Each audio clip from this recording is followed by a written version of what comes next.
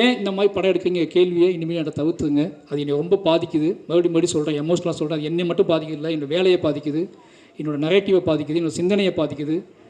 நான் உங்களை நேசிக்கிறேன், உங்களை அன்பு செலுத்துகிறேன். நான் உங்களை திருப்பி அதே மாதிரி கேள்வி கேட்க முடியும். அந்த கேள்வியை கேட்கக்கூடாது, உங்களுக்கு எனக்கு முகம் வந்துக்கூடாதுன்னு நினைக்கிறேன்.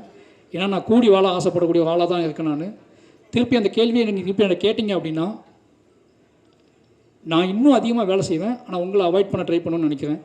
ஏன்னா எக்காரணத்தை கொண்டும் என்னோடய கலையவோ, என்னோடய ஆர்ட் ஃபார்மையோ, என்னோடய அரசியலையோ யாராவது பிடுங்க ட்ரை பண்ணாங்கன்னா நான் மூர்க்கமாக ஃபைட் பண்ணுவேன். அந்த மூர்க்கத்தை நிச்சயமாக சொல்கிறேன், என்னோடய ஆர்டிஸ்ட்டுக்கே தெரியும், என்னோடய வேலை பார்த்தவங்களுக்கு தெரியும். அந்த மூர்க்கம் நானே எதிர்பார்க்காத மூர்க்கம். அது நான் அப்படி போகக்கூடாதுன்னு ரொம்ப நம்புவேன். நீங்கள் எல்லாம் என்னை நேசிக்கிறீங்க தெரியும். அதனால் தயவு செஞ்சு இந்த கேள்விகளை நீங்கள் அவாய்ட் பண்ணிவிடுங்க. நான் மாரி செல்வராஜ் படம்னா அது இருக்கும். மாரி செல்வராஜ் அதற்காக கிளம்பி வந்தவன் தான். மாரி செல்வராஜ் எடுக்கிறது சாதி படமான்னு கேட்டால் அது உங்கள் மொழி. என்னோடய மொழி. மாரி செல்வராஜ் எடுப்பது சாதிய எதிர்ப்பு படம். அந்த எதிர்ப்பு படத்தை நான் தொடர்ந்து எடுத்துக்கிட்டே இருப்பேன்.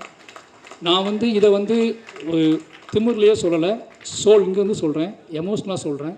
நான் எப்போவுமே என்னோடய ஆர்ட் ஃபார்மை நம்புவேன்.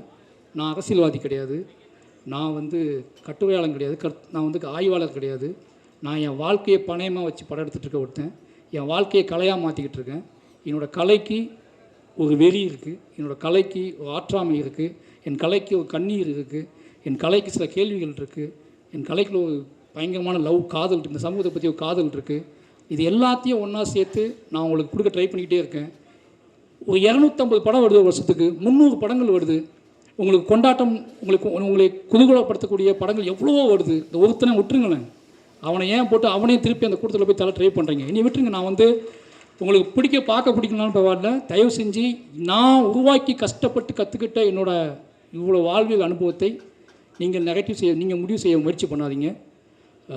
மற்றபடி இதெல்லாம் பண்ணால் கூட ஏதோ வகையில் நீங்கள் என்னை ஏற்றுக்கொள்கிறீர்கள் அப்படிங்கிற பெரிய ஒரு பொறுப்பும் நம்பிக்கையும் எனக்கு இருக்குது. அந்த நம்பிக்கையின் அடிப்படையில் மறுபடி இந்த தமிழ் சமூகத்துக்கு முன்னாடி மாரி செல்வராஜாக நான் என் நன்றியை சொல்லிக்கொண்டே இருப்பேன்.